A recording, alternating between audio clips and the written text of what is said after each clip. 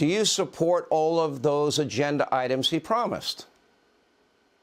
Of course I do, but I do not trust Kevin McCarthy at this point to deliver on those promises, especially when I go into good faith negotiations with him and then he comes out and lies about what those conversations were. Sean Hannity tried to do the whole Tucker Carlson thing where he grills a Republican politician, except Hannity did it on behalf of the establishment and it just didn't work. Stay tuned.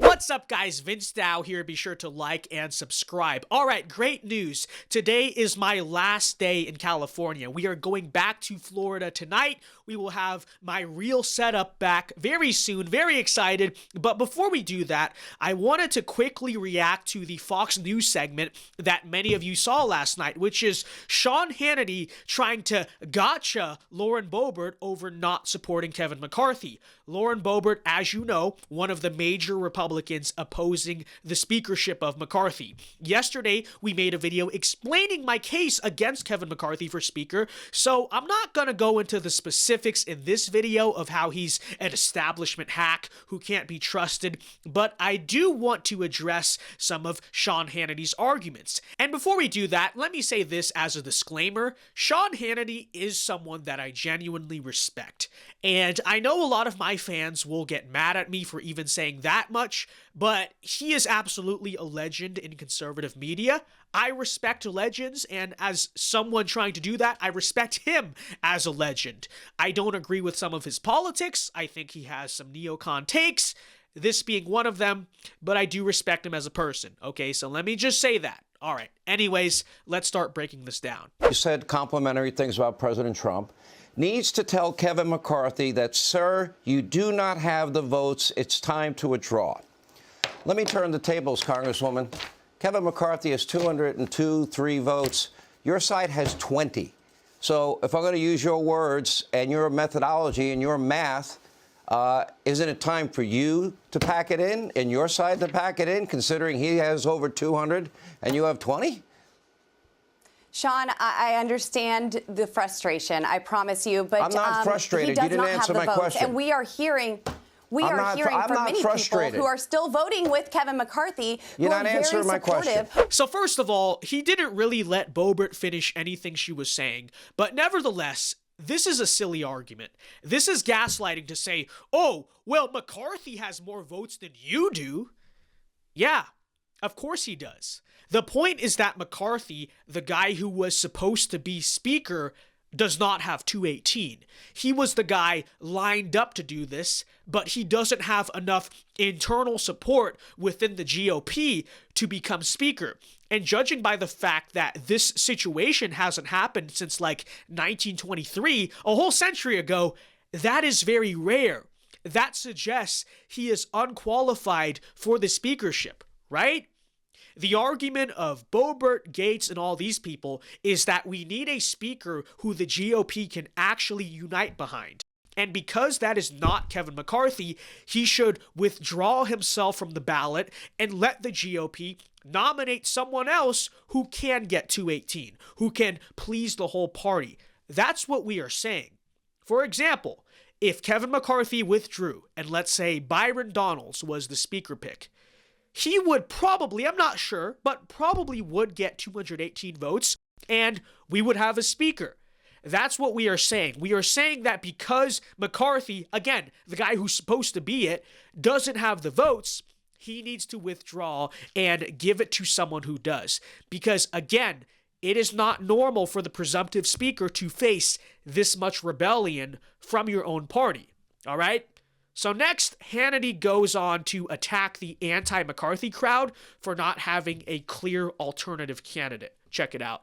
Yesterday you voted. Our votes are working. Our votes aren't just a cast. Congresswoman, I'd ask you not to filibuster. Yesterday you voted and Jim Jordan was your choice. Today it was Byron Donalds who was your choice.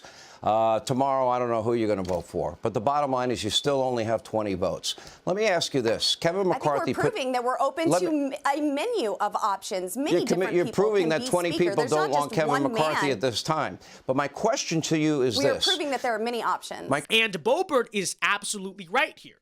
The point of all of these different votes is to present several alternatives to show that the opposition here isn't narrow, right? It's widespread. We have many choices. But here's the thing. As my good friend Anthony Sabatini points out, it's not going to really be possible to seriously discuss alternative candidates until Kevin McCarthy agrees to withdraw, right? Because when that happens, then we can focus the discussion on the replacement. We can make those negotiations with the rest of the GOP in terms of who we want. Maybe we can even run like 5 to 10 people and do a few different test votes and then agree to get behind whoever is the most popular alternative. But none of this is going to be possible until we establish as a party that McCarthy isn't going to be the pick. All right, so that's that part of the segment. Last thing I want to point out is watch this. So Hannity tries to grill Boebert on McCarthy's politics, right? So we finally get into the actual substance of why she doesn't support McCarthy instead of all of this gotcha stuff. And watch this. He tries to corner her on it, and then she responds by explaining why McCarthy sucks. And then Hannity shifts the focus away back to the beginning arguments of, oh, well, you don't have a speaker. Oh, well, you still have less votes than him, okay? I'm going to cut this up a little bit for time, but I promise you, you're not missing the gist of it. But check this out. Question to you is, did you support Kevin McCarthy's commitments to America? And do you not believe that he's going to follow through on his written promises? His commitment to America is not as strong as I would like it to be. And we have been working on the rules to change the structure of how Washington, D.C. is run and operated. Sean, you know more than anybody how broken this town is. This is something that we have an opportunity to rebuild, to restructure. Congresswoman, and it takes the right tools and the right leadership to do that. Border security, energy independence, debt reduction, and when earmarks. we asked him to put forward the Texas-built border plan, he refused. And then, well, he's willing to bring back the exact plan that worked under Donald Trump. Do you support? And it's not going to be Kevin McCarthy. Do you support all of those agenda items he promised?